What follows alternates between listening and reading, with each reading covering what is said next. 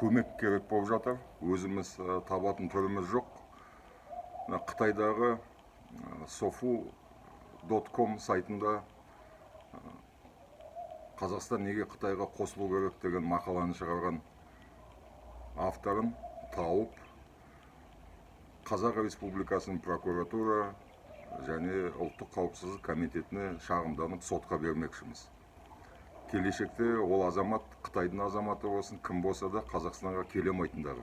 Келсе, шекарадан өтсе, оған басынан іс қозғалсын деп. Өйткені ол жерде таратқан жалған ақпарат біздің жер тұтастығымызға, егемендігімізге көзденіп кір келтіріп отырған. Бірақ MBA 009 деген ғана никнеймін ғана білеміз. Біздің арамызда бір келіншек бар, Қытайдан көшіп келген қазақ кезінде Қытай тілін әбден меңгерген, Қытай интернетінде қалай табу керек екен бәрін білетін.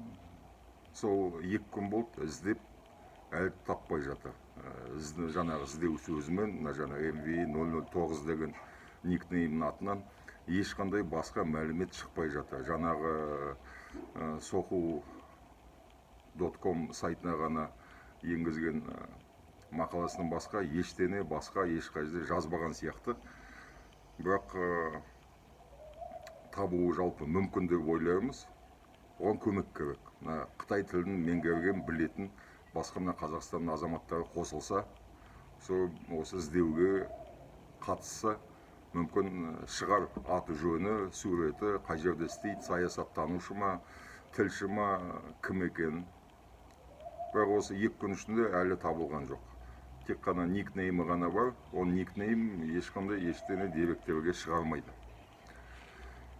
Просим вас, дорогие наши соотечественники, оказать нам содействие в поиске автора материала, размещенного на китайском сайте sofu.com, где размещена была статья за его авторством, почему Казахстан хочет или должен присоединиться к Китаю.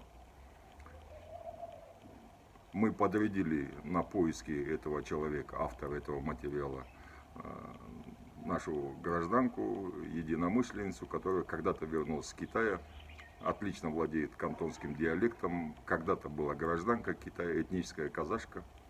Она сейчас 2 дня шерстит китайский интернет по поисковым словам, ищет этого человека. Нам известен только его никнейм MVA 009.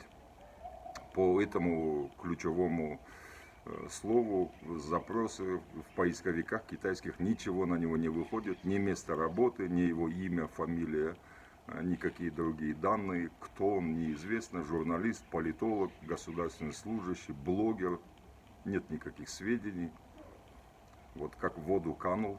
Поэтому мы просим казахстанцев, владеющих китайским языком, подключиться к поиску. Мы хотим подать в суд на него, в наши органы, чтобы этот человек не мог никогда впредь пересечь границу с Казахстаном, а если пересекет, чтобы на него было возбуждено уголовное дело, и он дал свои пояснения нашим государственным органам за распространение недостоверных слухов, провокационного материала, в котором содержатся признаки покушения на нашу территориальную целостность и независимость.